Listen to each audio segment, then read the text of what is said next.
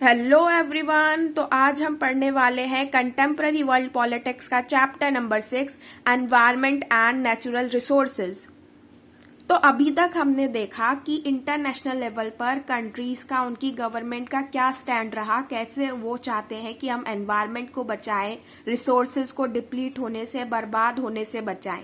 अब हम कुछ लोकल मूवमेंट्स के बारे में पढ़ेंगे। लोकल मूवमेंट्स मतलब कि इंटरनेशनल लेवल पे भी ये मूवमेंट्स हुए हैं कि फॉरेस्ट को या फिर एनवायरनमेंट को बचाने के लिए ये बहुत ही इंपॉर्टेंट मूवमेंट रहे हैं। क्यों इंपॉर्टेंट रहे हैं? क्योंकि इनसे हमें न्यू आइडियाज देखने को मिलते हैं। ये हमें लॉन्ग टर्म विजन्स बताते हैं। लॉन्ग टर्म विजन्स मतलब क्या, कि हमको क्या करना चाहिए, क्या नहीं करना चाहिए, हमारा कौन सा स्टेप एनवायरनमेंट पे क्या प्रभाव डालेगा, क्या उसका इम्पैक्ट पड़ेगा, ये हमें इन मूवमेंट से देखने को मिलता है। तो ये बहुत ही इंपॉर्टेंट रोल प्ले करते हैं एनवायरनमेंट को बचाने के लिए। ऐसे ही मूवमेंट्स के बारे में हम पढ़ने वाले हैं। सबसे पहले पढ़ेंगे फॉरेस्ट मूवमेंट्स के बारे में। फॉरेस्ट मूवमेंट हमें साउथ यानी कि साउथ, ग्लोबल साउथ की कंट्रीज में देखने को मिला है, डेवलपिंग कंट्रीज को देखने को मिला है, जैसे Mexico, Chile, Brazil, Malaysia, Indonesia, Africa, India, यहाँ पर हमको देखने को मिला है। आज लोग क्या कर रहे हैं कि फॉरेस्ट को हटा रहे हैं, पेड़ों को हटा रहे हैं, वहां पर इंडस्ट्रियल एरिया ला रहे हैं, वहां पे इंडस्ट्रीज ला रहे हैं, वहां पर बिल्डिंग्स बना रहे हैं बड़ी बड़ी, वहां पे घर बना रहे हैं, लेकिन पेड़ बिल्कुल भी नहीं लगा रहे और बहुत ही मात्रा में जो है वहां से पेड़ काटे चले जा रहे हैं। हमें ग्लोबल साउथ के बारे में बताया गया है कि ग्लोबल साउथ कह लो या फिर थर्ड वर्ल्ड कह लो, जहां पे डेवलपिंग कंट्रीज को ही थर्ड वर्ल्ड कहा गया है। यहाँ पे क्या हो रहा है? बहुत ज्यादा मात्रा में डिफॉरेस्टेशन हो रहा है, पेड़ों को काटा जा रहा है, पेड़ काटे जा रहे हैं लेकिन पेड़ लगाए नहीं जा रहे हैं। पिछले 30 सालों से लोगों को चीख चीख कर, जो एनवायरनमेंट के लिए कंसर्न रखते हैं, वो लोग बता रहे हैं कि आपको एनवायरनमेंट को बचाना है, आपको एनवायरनमेंट को बचाना है, लेकिन ऐसा कोई उनकी बात सुन ही नहीं रहा। वहां पे लोग पेड़ काटे ही चले जा रहे हैं। थर्ड वर्ल्ड, ये जो डेवलपिंग कंट्रीज है, इनमें अभी बहुत सारे पेड़ है, बहुत सारे जंगल है, लेकिन क्या कर रहे हैं, पिछले 10 साल से भी ज्यादा से ये जो स्पीड बहुत ज्यादा तेज हो गई है डिफॉरेस्टेशन की, बहुत ज्यादा मात्रा में लोग पेड़ को काटे चले जा रहे हैं। तो उसी पेड़ को बचाने के लिए, फॉरेस्ट को बचाने के लिए हमने देखा जगह जगह फॉरेस्ट मूवमेंट होते हैं। जैसे इंडिया में भी आपने चिपको मूवमेंट के बारे में सुना होगा। ये चिपको मूवमेंट क्या था? इस चिपको मूवमेंट में लोग जाकर पेड़ से चिपक गए थे ताकि कोई भी पेड़ को काटे ना। तो ऐसे फॉरेस्ट मूवमेंट हमको देखने को मिले हैं, ताकि क्या होता है, इससे लोग फॉरेस्ट को बचाना चाहते हैं, डिफॉरेस्टेशन को रोकना चाहते हैं। यही हमें यहाँ पर बताया हुआ है। दूसरा मूवमेंट हुआ था मिनरल इंडस्ट्री के अगेंस्ट। जब हम इंडस्ट्री की बात करते हैं तो मिनरल इंडस्ट्री उसमें सबसे इम्पॉर्टेंट और सबसे पावरफुल इंडस्ट्रीज है। इसमें किसकी बात करते हैं? एमएनसीज की बात करते हैं, मल्टीनेशनल कॉरपोरेशंस होती हैं। ये क्या करती है? ये आपको अर्थ से एक्सट्रैक्ट करती हैं, अर्थ से निकालती है मिनरल्स को, केमिकल्स का यूज करती है, पॉल्यूशन होता है लैंड वेज पर या फिर वाटर वेज पर, ठीक है, पॉल्यूशन बहुत ज्यादा होता है। ये क्या करते हैं? पेड़ वगैरह इन सबको काट देते हैं। कम्युनिटीज को डिस्प्लेस होना पड़ता है, क्योंकि मान लो अब कहीं पे जंगल है, कहीं पे ट्राइब्स वगैरह रह रही है, वहां से इनको मिनरल निकालना है, तो क्या होगा, वहां से कम्युनिटीज को डिस्प्लेस कर दिया जाएगा, कम्युनिटीज को वो एरिया छोड़कर जाना पड़ेगा, क्योंकि अब तो वहां से मिनरल इंडस्ट्रीज क्या करेंगी? मिनरल निकालेंगी। तो मिनरल की जो इंडस्ट्रीज है, इनके अगेंस्ट भी बहुत ज्यादा आवाज उठी है। इसका एक एग्जांपल हमको यहाँ पे दिया हुआ है कि जो फिलीपींस है, वहां पर वेस्टर्न माइनिंग कॉरपोरेशन को लेकर बहुत ज्यादा आवाज उठी थी। ये जो वेस्टर्न माइनिंग कॉरपोरेशन था, ये ऑस्ट्रेलिया से था, ऑस्ट्रेलिया में बेस्ड था, लेकिन फिलीपींस में क्या, इसके अगेंस्ट बहुत ज्यादा आवाज उठी। और सिर्फ फिलीपींस में ही नहीं, जहां की ये कंपनी है ऑस्ट्रेलिया, वहां पर भी बहुत ज्यादा ये वेस्टर्न माइनिंग कॉरपोरेशन को लेकर आवाज उठती आई है। वहां के जो लोग हैं वो एंटी न्यूक्लियर सेंटीमेंट के हैं, उनका मानना है कि हमको फॉरेस्ट वगैरह, नेचर, इन सबको बचाना चाहिए। तो वहां पर भी जो एमएनसीज है, उनके अगेंस्ट कई बारी आवाज उठाई जा चुकी है, उनके अगेंस्ट काफी सारे मूवमेंट जो है वो चलाए जा चुके हैं। और अब बात करते हैं थर्ड और लास्ट मूवमेंट की। ये मूवमेंट किसके अगेंस्ट हुआ है? मेगा डैम्स के अगेंस्ट हुआ है। जहां जहां पर डैम्स बने हैं, जहां जहां पर, वहां पर हमेशा डैम्स के अगेंस्ट एक ना एक मूवमेंट तो हुआ ही हुआ है। तो डैम्स के अगेंस्ट हमने देखा बहुत ही ज्यादा मूवमेंट्स होते हैं, क्योंकि डैम्स जब कहीं पर बनते हैं ना तो पूरी पूरी कम्युनिटी को वहां से जाना पड़ता है, इसलिए उसके अगेंस्ट लोग ज्यादा आवाज उठाते हैं। हमें यहाँ पे बताया हुआ है कि 1980s के टाइम पे एग्जाम्पल दिया हुआ है कि नॉर्थ की, यानी कि एक रिच और डेवलप्ड कंट्री थी, वहां पर किस चीज को लेकर काम हो रहा था, किस चीज को लेकर ये मूवमेंट हो रहा था। तो वहां पे लोग फ्रैंकलिन रिवर, एक रिवर है, उसको बचाने के लिए प्रोटेस्ट कर रहे थे। अगर हमें साउथ के बारे में बताया गया है तो ग्लोबल साउथ में भी ऐसे मूवमेंट्स डैम्स के अगेंस्ट देखने को मिले हैं। टर्की से थाईलैंड तक, साउथ अफ्रीका हो या चाइना हो, हर जगह ये मूवमेंट देखने को मिले हैं। इंडिया में तो बहुत ही अच्छा एग्जाम्पल है इस मूवमेंट का, नर्मदा बचाओ आंदोलन, जहां पे नर्मदा के बारे में बात की गई थी और नर्मदा पर डैम वगैरह ना बने, इसके अगेंस्ट में ये मूवमेंट था। और हमारे मूवमेंट की सबसे खास बात पता है क्या है, कि हमारे यहाँ पे नॉन वायलेंस जो है वो मेन प्रिंसिपल था। मतलब कि अहिंसा, कोई भी हिंसा नहीं की गई थी, सिंपल प्रोटेस्ट किया गया था, अपनी बात रखी गई थी, मूवमेंट चलाया गया था। कोई भी मारपीट, लड़ाई झगड़ा या ऐसा कोई भी वायलेंस नहीं किया गया था। यह हमारी सबसे बड़ी जो है स्ट्रेंथ थी। तो हमने देखा कि कौन कौन से 3 मूवमेंट थे। पहला क्या, फॉरेस्ट को बचाने के लिए मूवमेंट था। दूसरा, मिनरल इंडस्ट्रीज के अगेंस्ट में मूवमेंट था। और तीसरा, मेगा डैम्स के अगेंस्ट में मूवमेंट था। अब हम रिसोर्स जियोपॉलिटिक्स के बारे में पढ़ते हैं। देखो, रिसोर्स जियोपॉलिटिक्स के बारे में हम जब पढ़ने वाले तो हमको एक चीज बताया गया कि वेस्ट के लिए रिसोर्स जियोपॉलिटिक्स क्या है, तो उनके लिए 3 ही चीज है। ये 3 ही चीज से रिसोर्स जियोपॉलिटिक्स को रिलेट करते हैं, ट्रेड, वॉर एंड पावर। देखो, कोई रिसोर्सेज इनके लिए बहुत इंपॉर्टेंट होते हैं तो उसको ये लोग ट्रेड करते हैं या फिर वॉर से जीत लेते हैं या वहां पे पावर में आ जाते हैं। और इसका बहुत बड़ा एग्जाम्पल वेस्ट में कौन है, ब्रिटेन है, ब्रिटिशर्स है। देखो, वो इंडिया में या कहीं और भी गए और उन्होंने अपनी कॉलोनी बनाई उस एरिया को, किस लिए, ताकि उसके रिसोर्स को जमकर यूज कर सके, उसके अच्छे अच्छे रिसोर्स निकाले, अच्छे अच्छे मिनरल्स निकाले और उसे उठाकर सीधा अपने कंट्री में भेज दे और उसको लेकर ट्रेड करे, पैसे कमाए या फिर वॉर करे और पावर में रहे। यही तो उनका मेन एम था। तो ये चीज हमें यहाँ पर बताई गई है कि वेस्ट में लोग रिसोर्स जियोपॉलिटिक्स को ट्रेड, वॉर या पावर से एसोसिएट कर कर देखते हैं। कोल्ड वॉर का जब टाइम था, जो कोल्ड वॉर का कौन सा टाइम था, यूएसए वर्सेस एसएसआर का, यानी सोवियत यूनियन का जो टाइम था, इन दोनों के बीच में जो लड़ाई चल रही थी, वो टाइम में हम देख रहे थे कि ग्लोबल नॉर्थ में हर कंट्री चाहती थी ये इंश्योर करना कि उनके यहाँ पे रिसोर्सेज इजिली आते जाते रहे, फ्लो करते रहे, ये वो इंश्योर करना चाहती थी। और ये इंश्योर करने के लिए वो क्या करती थी, मिलिट्री फोर्सेस को जो है उस एरिया में लगा दिया करती थी जहां से उनको मिनरल्स क्या रिसोर्स मिलने वाले हैं। वहां पर स्ट्रैटेजिक रिसोर्सेज इकट्ठा करने की, स्टॉक पाइलिंग करने की कोशिश करती थी कि पहले से बहुत ज्यादा जमा करके रख ले, या फिर जहां पर ये रिसोर्सेज है वहां पर फ्रेंडली रिलेशन बनाने की कोशिश करती थी, या चौथा, एमएनसीज के थ्रू ये उस रिसोर्सेज को पाना चाहते थे। तो ये हमें यहाँ पर बताया हुआ है। फिर हमने देखा कि बाद में जो ग्लोबल नॉर्थ में सबको डर लगता था कि कहीं सोवियत यूनियन इन रिसोर्सेज की सप्लाई को रिस्ट्रिक्ट ना कर दे, उस पर कोई हमला ना कर दे, ऐसा उन्हें डर लगता रहता था हमेशा। तो काफी कंट्रीज जो है वो इन रिसोर्सेज के सप्लाई को लेकर, इसकी सिक्योरिटी को लेकर काफी टेंशन में रहते थे।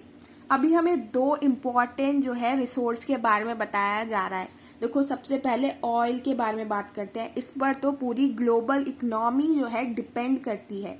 देखो, हम पेट्रोलियम की बात करते हैं तो जो हिस्ट्री ऑफ पेट्रोलियम को हम history of war and struggle भी कह सकते हैं। मतलब हमें बताया गया है कि पेट्रोलियम कितना ज्यादा इंपॉर्टेंट रिसोर्स है कि इसको लेकर वॉर भी हुए हैं, स्ट्रगल्स भी हुए हैं और भी कॉन्फ्लिक्ट हो सकते हैं। ये इतना इंपॉर्टेंट रिसोर्स है। हमको एग्जाम्पल देके बताया है कि वेस्ट एशिया में, उसमें भी स्पेशली गल्फ रीजन में जो है 30% हमको ये रिसोर्स देखने को मिलता है और वहां पे 64% ये रिजर्व्स है, ऐसा हमारा मानना है। तो देखो कितना बड़ा अमाउंट है इनके पास इन रिसोर्सेज का।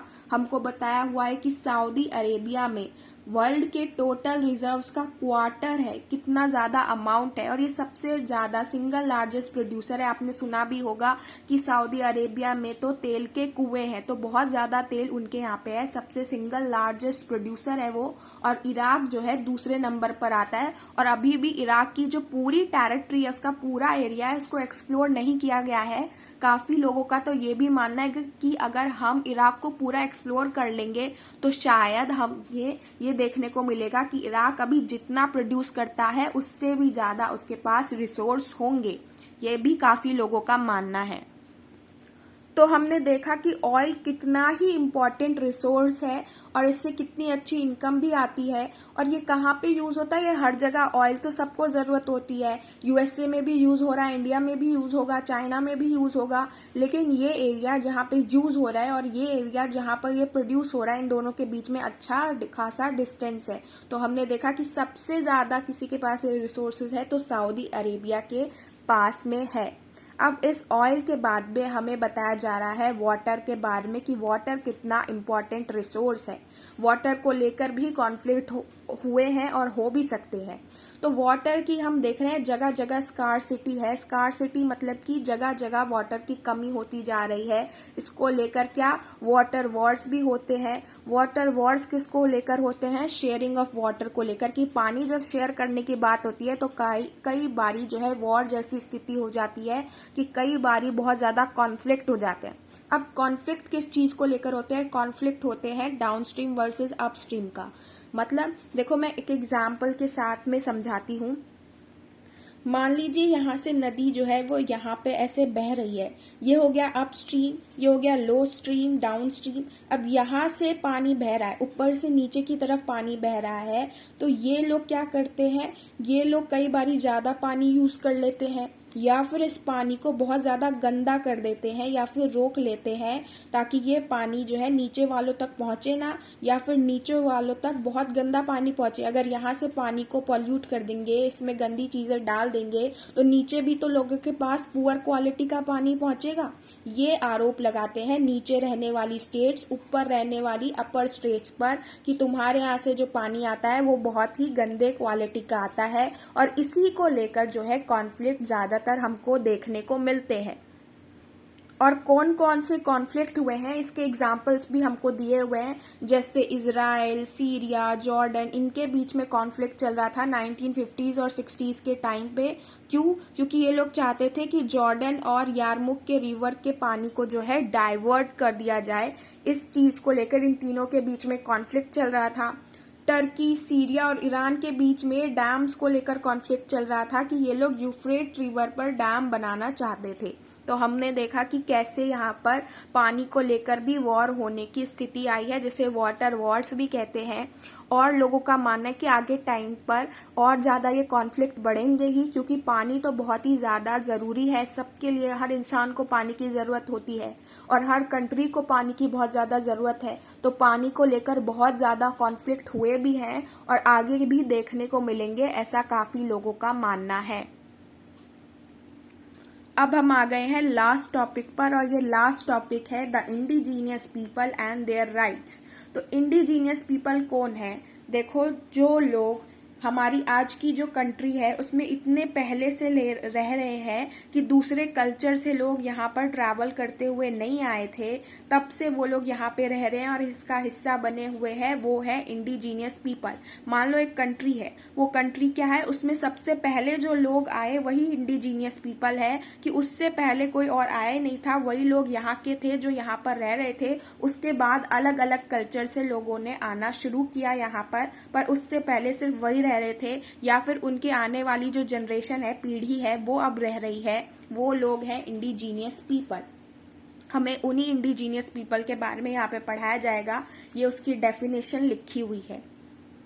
इंडिजीनियस पीपल की जो संख्या है वो और लोगों के मुकाबले में बहुत ज्यादा कम है। जैसे कि इंडिजीनियस पीपल पूरे वर्ल्ड में 30 करोड़ ही है, और हमें ये बताया गया है कि कैसे जो है कई बारी उनको इक्वल नहीं माना जाता है, उनको अपने साथ घुलने मिलने नहीं दिया जाता है। उसी के बारे में हमें यहाँ पे बताया गया है। और ये बताया गया है कि उनकी डिमांड क्या रहती है।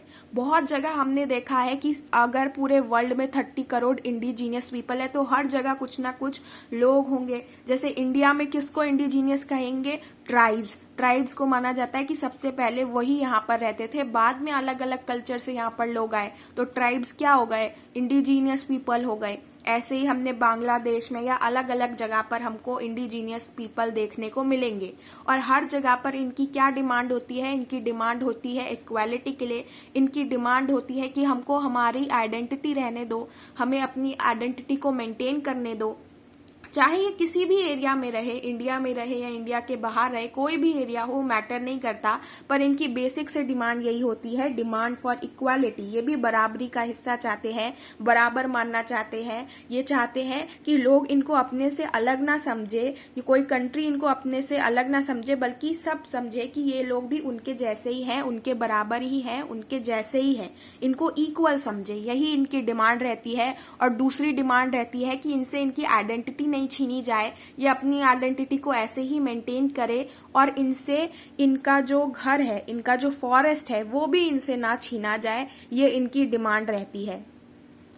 जब इनसे कोई पूछता है ना कि आप यहाँ पर कितने सालों से रह रहे हैं, तो एक बहुत ही कॉमन फ्रेज यूज करते हैं, ये है सिंस टाइम्स इमेमोरियल। मतलब जब तक, जो इतना आपको हिस्ट्री में देखने को नहीं मिलेगा, जहां तक आप सोच भी नहीं सकते, हमारी यादें भी नहीं जा सकती, से भी पहले से हम यहाँ पर रह रहे हैं। मतलब कि हम बहुत लंबे टाइम से यहाँ पे रह रहे हैं, ये हमेशा ये बताते रहते हैं। इंडिया में भी जब बात करते हैं इंडिजीनियस पीपल की, तो ट्राइब्स की बात करते हैं। ट्राइब्स जो है वही हमारे कितने हैं, हमारी पॉपुलेशन का 8% जो हिस्सा जो है वो ट्राइब है, और यही है इंडिजीनियस पीपल। हमें पता है कि ब्रिटिशर्स के आने से पहले इनको जितनी लैंड चाहिए थी, जितना इनको फॉरेस्ट चाहिए था, वो इजीली यूज कर सकते थे, फॉरेस्ट में भी आराम से रह सकते थे।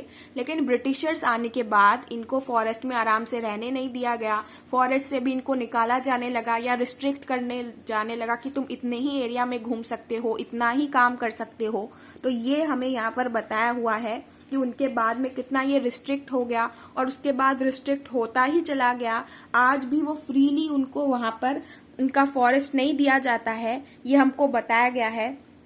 और आगे क्या बताया गया है कि इनकी जो डिमांड है उसको जनरली कंट्रीज क्या करती है? नेग्लेक्ट करती है, नेशनल लेवल पर भी और इंटरनेशनल लेवल पर ही। लेकिन बाद में हमने देखा कि 1970s में जाकर लोगों ने इनके लिए आवाज उठाना शुरू कर दिया, और फिर 1975 में बना world council of indigenous people. ये क्या? इन इंडिजीनियस पीपल की डिमांड रखने के लिए, इनकी बातें आगे रखने के लिए ही बना था, ताकि इनकी भी आवाज, इनके भी स्ट्रगल्स जो है वो वहां पे दिखाए जा सके, उनकी आवाज उठाई जा सके। ये पहला ऐसा 11 एनजीओ जो इंडिजीनियस पीपल के लिए है, उसमें से पहला ऐसा एनजीओ है जो कि जिसे यूएन में स्टेटस मिला हुआ है। तो ये हमें बताया जा रहा है कि ये कितनी बड़ी अचीवमेंट है, और भी हमें इनके लिए काम करना है, ये भी यहाँ पर बताया गया है। तो आज हमने अपना पूरा चैप्टर कंप्लीट कर लिया है। इससे नेक्स्ट चैप्टर में हम ग्लोबलाइजेशन के बारे में पढ़ने वाले हैं। तब तक के लिए बाय बाय।